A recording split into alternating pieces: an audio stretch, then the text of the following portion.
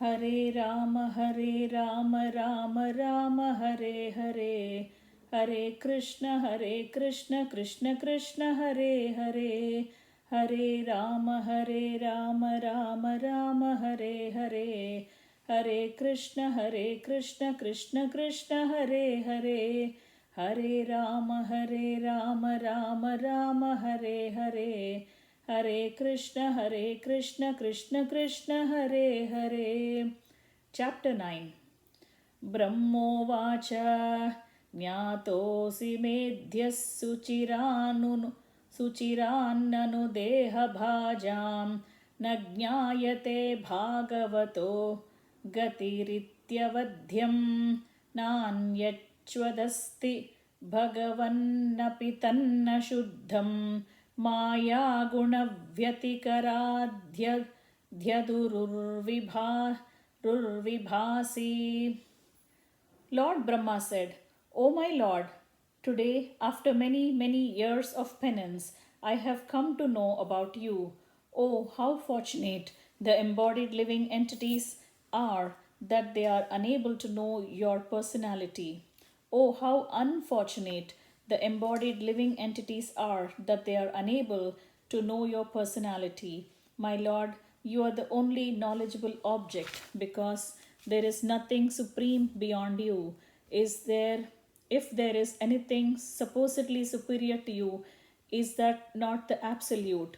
You exist as the supreme by exhibiting the creative energy of matter. रूपं यदेतदवबोद्धरसोदयेन शश्वन्निवृत्ततमसः सदनुग्रहाय आदौ गृहीतमवतार शतैकबीजं यन्नाभिपद्मभवनादः माविरासम्.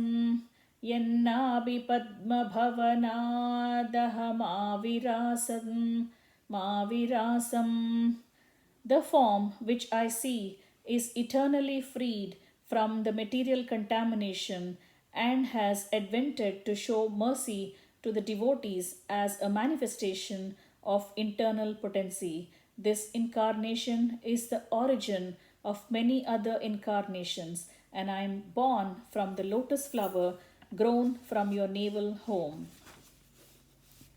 नातः परं परमयद्भवतः स्वरूपम् आनन्दमात्रमविकल्पमविद्धवर्चः पश्यामि विश्वसृजमेकमाविशम् आत्मन् भूतेन्द्रियात्मकमधस्य upashritosmi.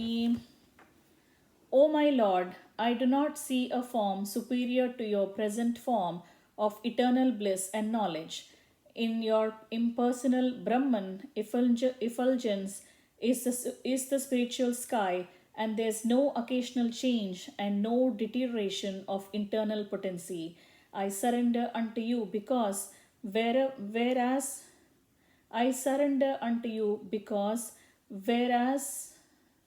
what kind of English is this?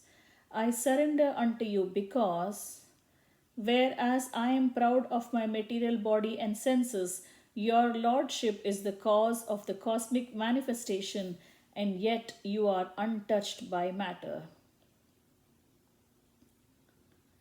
I think the word whereas should not be here. I surrender unto you because I am proud of my material body and senses. Your lordship is the cause of cosmic manifestation, and yet you are untouched by matter.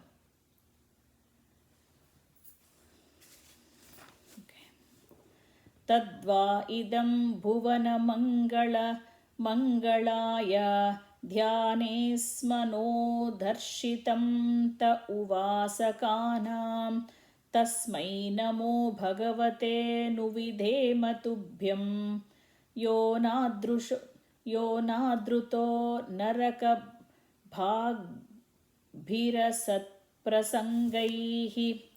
This present form, or any transcendental form expanded by the Supreme Personality of Godhead, Sri Krishna, is equally auspicious for all the universes. Since you have manifested this eternal personal form upon whom your devotees meditate, I therefore offer my respectful obeisances unto you.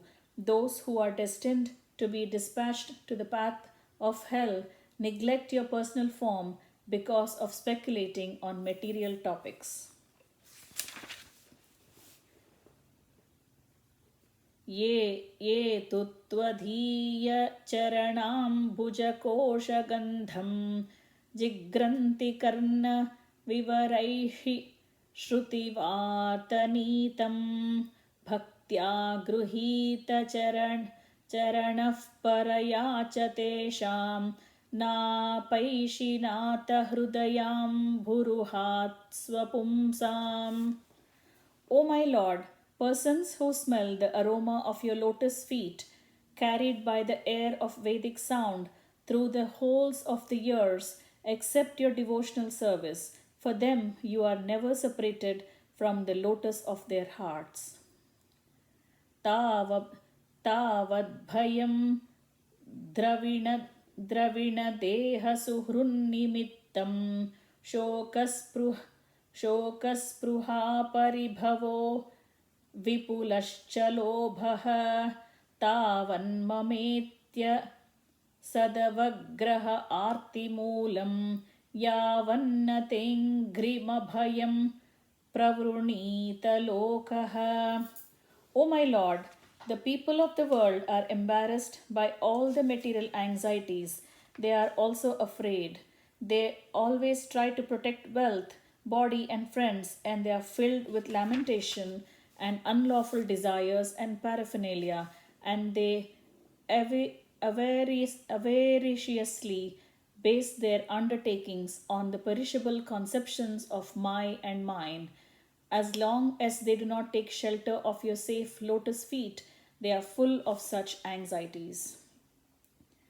दैवेन ते हत धियो भवतः प्रसङ्गात् सर्वाशुभोपशमनाद्विमुखेन्द्रियाये कुर्वन्ति कामसुकलेशलवायधीना लोभाभिभूतमनसो कुशलानि शश्वत्.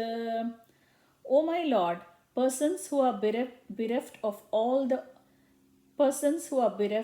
all auspicious performance of chanting and hearing about your transcendental activities are certainly unfortunate and are also bereft of good sense. They engage in inauspicious activities, enjoying sense gratification for a very little while.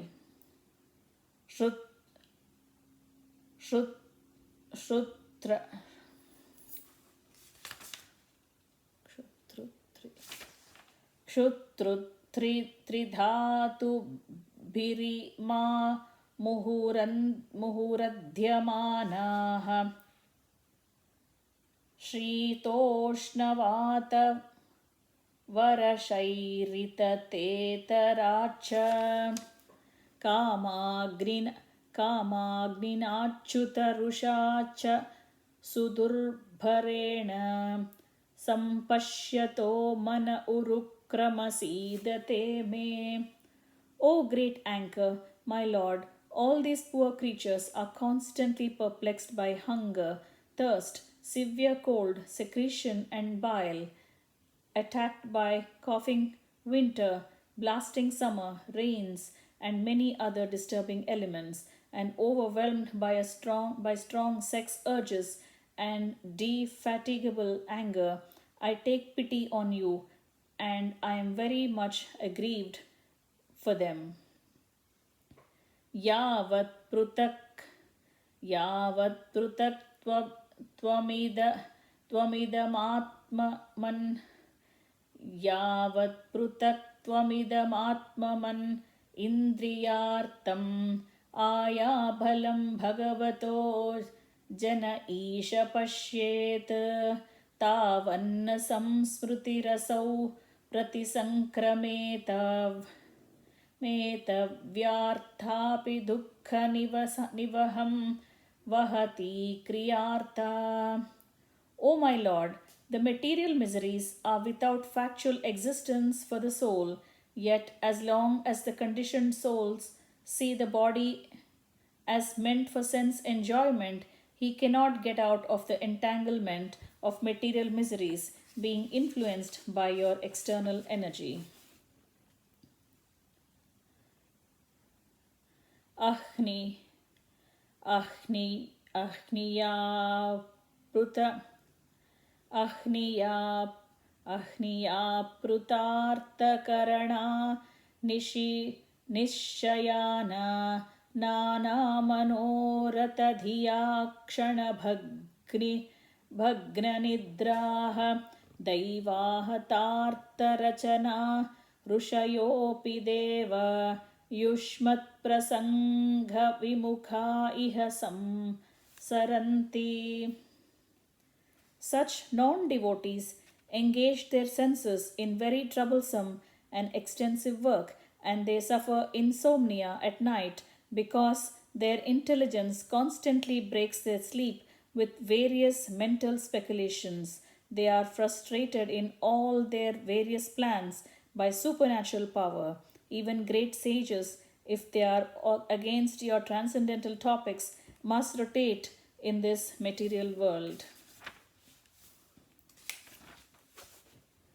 Tvam bhakti yoga paribhavita hrutsaroj aste kshute pato nanunata pumsam yadyadviyata urughaya vibhavayanti tattadvapuh pranayase sadanugrahaya.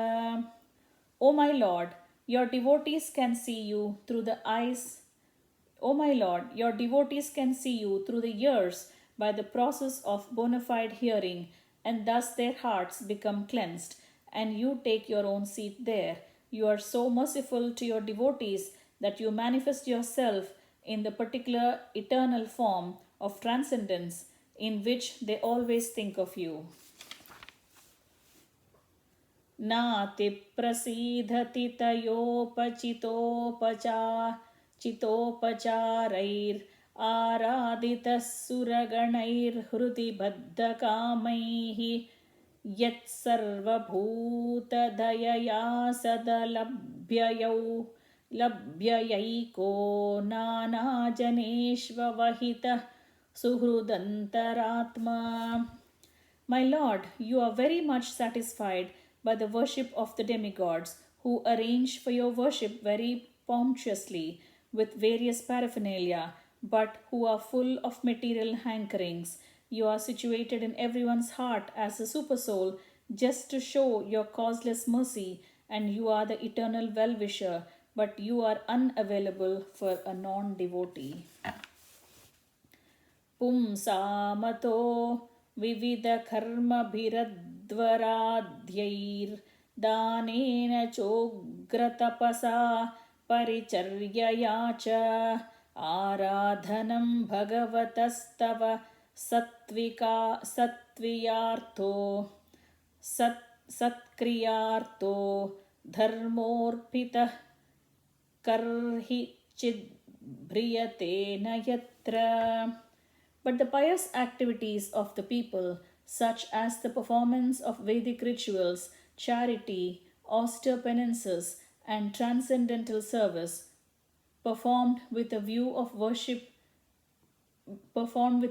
to worship you and satisfy you by offering you the fruitive results, are also beneficial. Such acts of religion never go in vain. Shashvatswarupamahasaiv nipitamedam. O Shashvatswarupamahasaiv nipitabheda mohaya bodhadhishanaya namah parasmai vishvodbhavastitila yeshu निमित्तलीला रासायते नम इदं चकुमेश्वराय चक्रुमेश्वराय. Let me offer my obeisances unto the supreme transcendentance, which is eternally distinguished by his internal potency. His indistinguishable impersonal feature is realized by intelligence for self realization. I offer my obeisances unto him who, by his pastimes, enjoys the creation, maintenance, and dissolution of cosmic manifestation. यस्यावतारगुणकर्मविडम्बनानि नामानि ये सुविगमे विवशा गृह्णन्ति तेनैकजन्मशमलं सहसैव हित्वा संयान्त्यपावृतामृतं तमजं प्रपद्ये. Let me take shelter of the lotus feet of the Lord, whose incarnations, qualities, and activities are mysterious limitations of worldly affairs. One who evokes his transcendental names, even consciously, at the time he quits his life, is certainly washed immediately of sins of many, many births and attains him without fail. यो वा अहं च गिरिशश्च विभुः स्वयं च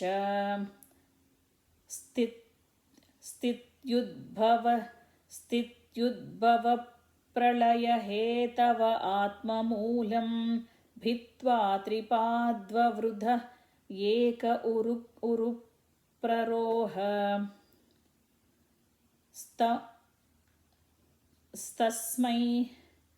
तस्मै नमो भगवते भुवनद्रुमाय. Your Lordship is the pure root of the tree of the planetary systems.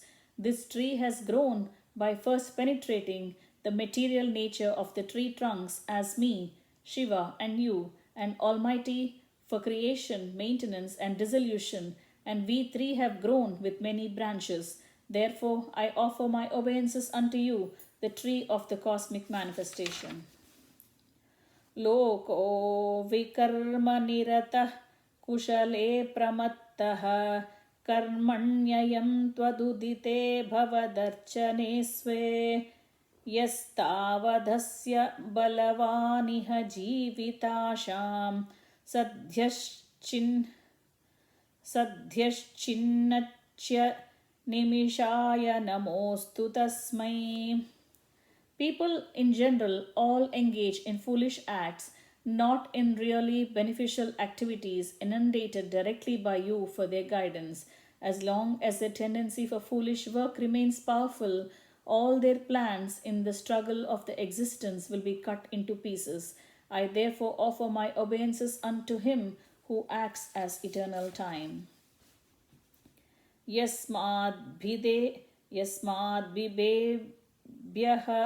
यस्माद्भिदेम्यहमपि विपरार्धदिष्ण्यम् अध्यासितः सकललोक नमस्कृतं यत् तेऽपि तपो बहुसवो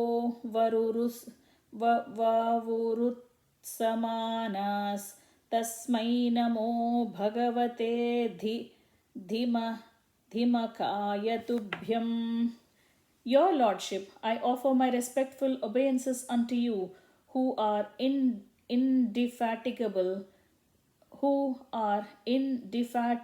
time and the enjoyer of all sacrifices.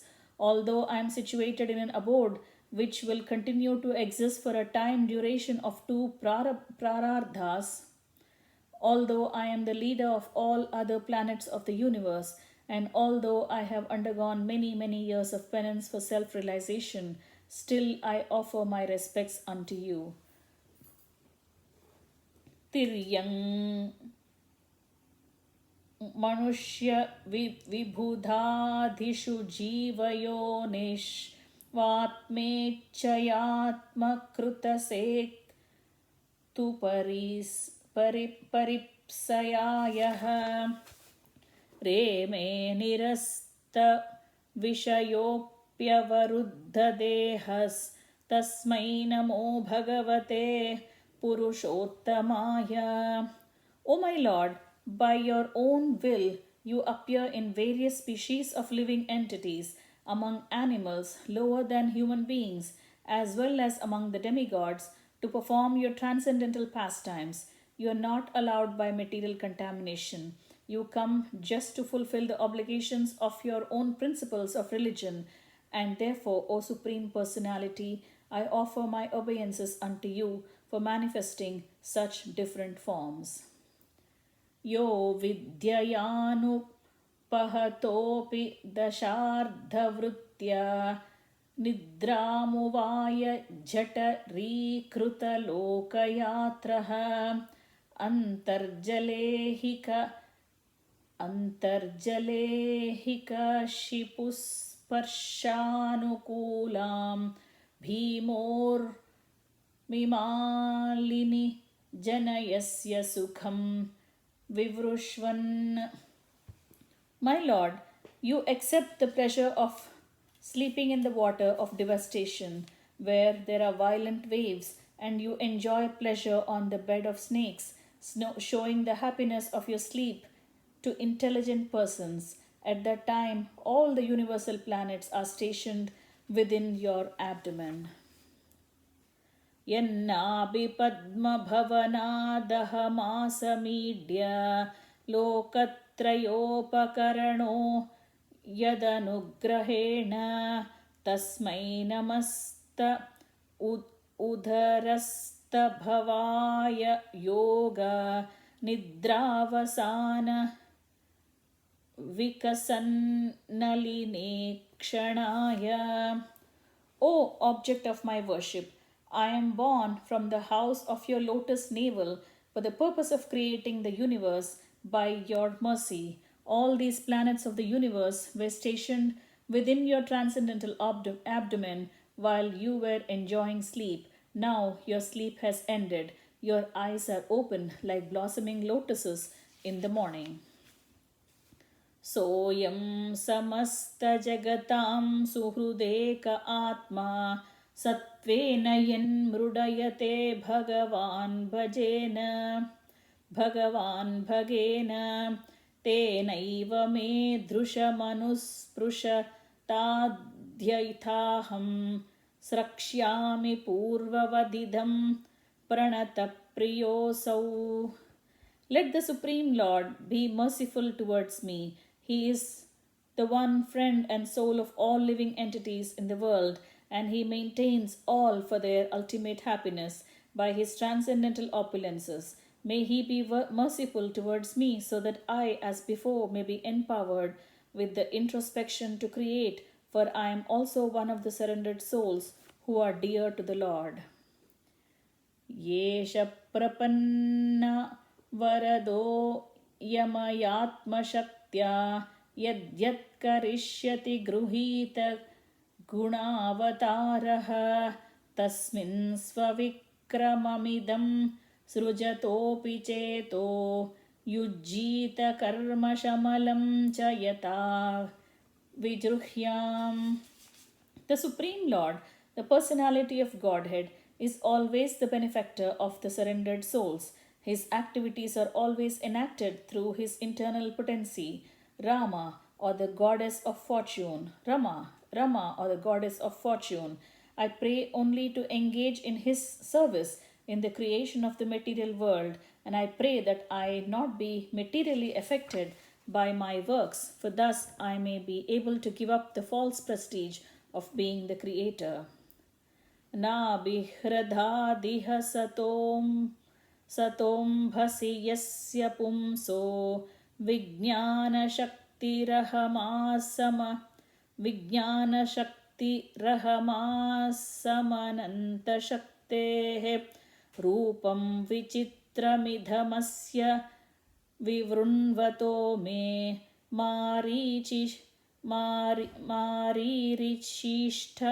maririshishta nigamasya giram Visargaha. The Lord's potencies are innumerable, and he lies down in the water of devastation. I am born as the total universal energy from the navel lake in which the lotus sprouts.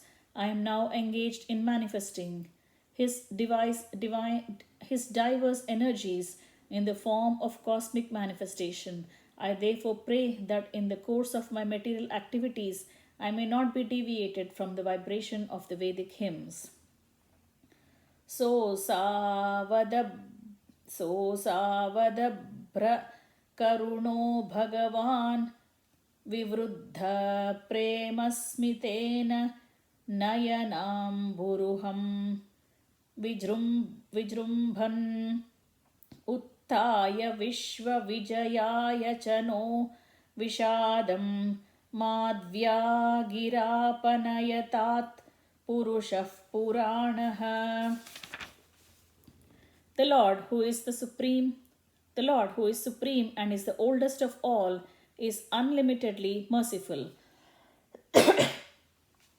I wish that he may smilingly bestow his benediction upon me by opening his lotus eyes. He can uplift the entire cosmic creation and remove our dejection by kindly speaking his directions. Maitreya Uvacha Swasambhavam nisham yaivam tapo vidyasamadhibihi yavan manovachastutva viraramasa kinvata. The sage Maitreyi said, O Vidura, after observing the source of his appearance, namely the personality of Godhead, Brahma prayed for his mercy as far as his mind and words would permit him. Thus, having prayed, he became silent, as if tired from his activities of penance, knowledge, and mental concentration. अथाभिप्रेतमन्वीक्ष्य ब्रह्मणो मधुसूदनः विषण्णचेतसं तेन कल्पव्यतिकराम्भसा लोकसंस्थानविज्ञान आत्मनः परिकिद्यतः तमाहागाधया वाच कश्मलं शमयन्निव. The Lord saw that Brahma was very anxious about the planning and construction of the different planetary systems and was depressed upon seeing the devastating water. He could understand the intention of Brahma, and thus he spoke in deep, thoughtful words, removing all the illusion that had arisen. Shri Bhagavanuvacha Ma Vedagarbha Gatastandrim Ma Vedagarbha Gatastandrim Sarga Udyamamavaha Tanmaya Paditam Yagre Yanmam Prarthayate Bhavan. The Supreme Personality of Godhead then said, O Brahma, O depth of Vedic wisdom, be neither depressed nor anxious about the execution of creation. What you are begging from me has already been granted before.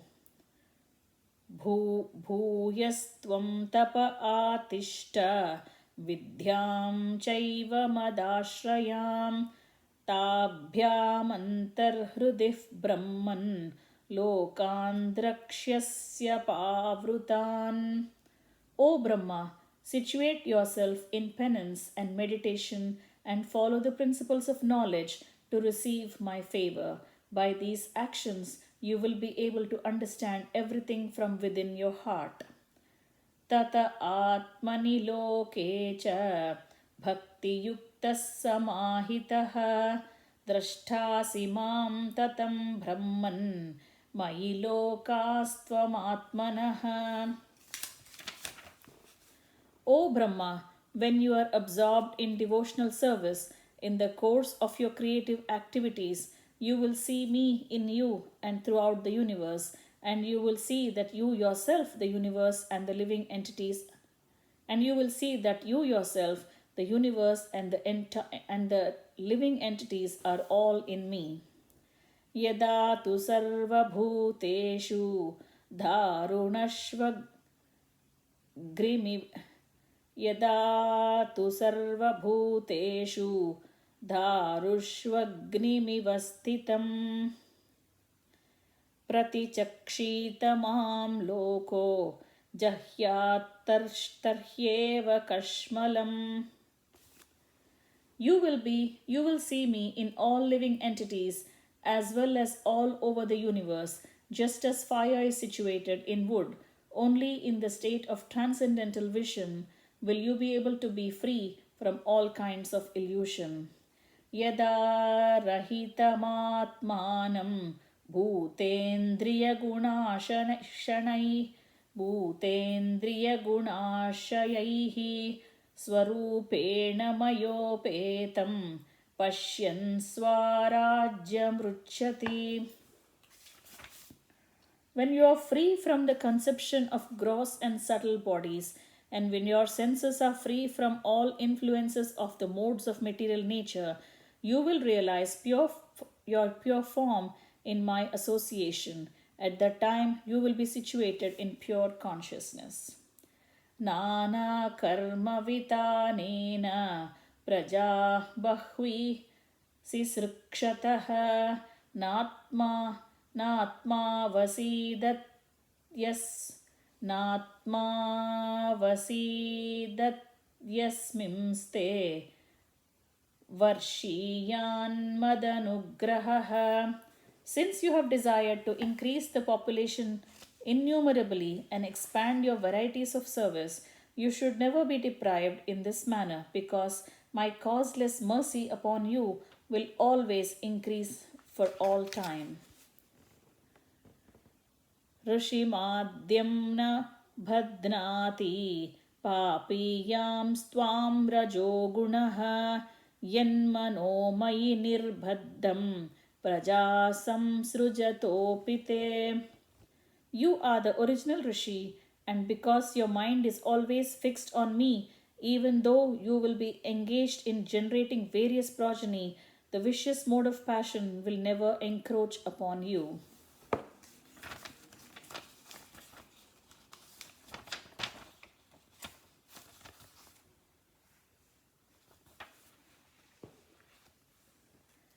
ज्ञातोऽहं भवता त्वद्य दुर्विज्ञेयोऽपि देहिनां यन्मां त्वं मन्यसे युक्तं bhutendriyagunatmabhih. Although I am not easily knowable by the conditioned soul, you have known me today because you know that my personality is not constituted of any material of anything material, and specifically not of the 5 gross and 3 subtle elements. Tubhyam madvichikitsayam atma me darshito bahihi nalena salile moolam pushkarasya vichinvataha. When you are contemplating whether there was a source to the stem of the lotus of your birth, and you even entered into that stem, you could not trace out anything. But at that time, I manifested my form from within. Yaccha kartanga matstotram matkatabhyudayankitam yadva tapasite nishta sayesha madanugraha. O Brahma, the prayers that you have chanted, praising the glories of my transcendental activities, the penances you have undertaken to understand me, and your firm faith in me, All these are to be considered my causeless mercy. प्रीतोऽहमस्तु भद्रं ते लोकानां विजयेच्छया यदस्तौषीर्गुणमयं निर्गुणं मानुवर्णयन्. I am very much pleased by your description of me in terms of my transcendental qualities, which appears mundane to the mundaners. I grant you all the benedictions in your desire to glorify all the planets by your activities. ये यतेन पुमान् नित्यं स्तुत्वा स्तोत्रेण मां भजेत् तस्याशु सम्प्रसीदेयं सर्वकामः वरेश्वरः. Any human being who prays like Brahma and who thus worships me shall very soon be blessed with the fulfillment of all his desires, for I am the Lord of all benefictions. य एतेन पुमान् नित्यं स्तुत्वा स्तोत्रेण मां भजेत् तस्याशु सम्प्रसीदेयं सर्वकामवरेश्वरः. पूर्तेन तपसा यज्ञैर्दानैर्योगसमाधिना राधं निःश्रेयसं पुंसां मत्प्रीतिस्तत्त्वविन्मतम्. It is the opinion of expert transcendentalists that the ultimate goal of performing all traditional good works, penances, sacrifices, charities, mystic activities, trances, etc., is to invoke my satisfaction. अहमात्मात्मनां धातः प्रेष्टः सन् प्रेयसामपि अतो मयि रतिं कुर्यात् देहादित्यकृते प्रियः. I am the super soul of every individual. I am the supreme director and the dearest. People are wrongly attached to the gross and subtle bodies, but they should be attached to me only.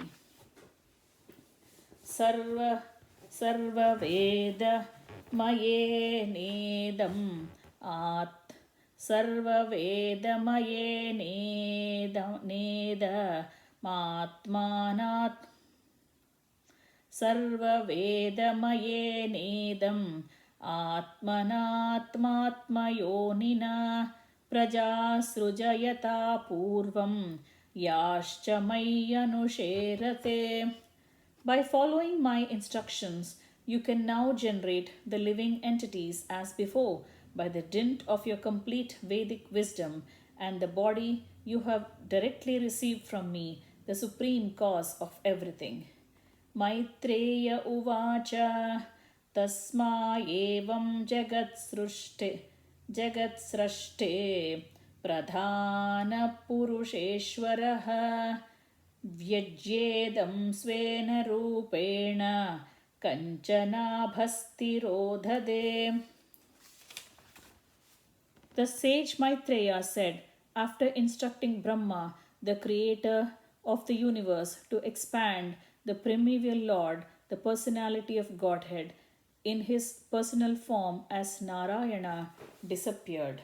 Thus ends the chapter entitled Brahma's Prayers for Creative Energy. Hare Rama, Rama Rama, Hare Hare.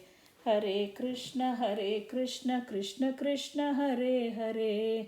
Hare Rama, Rama Rama, Hare Hare. Hare Krishna, Krishna Krishna, Hare Hare. Hare Rama, Rama Rama, Hare Hare. Hare Krishna, Krishna Krishna, Hare Hare.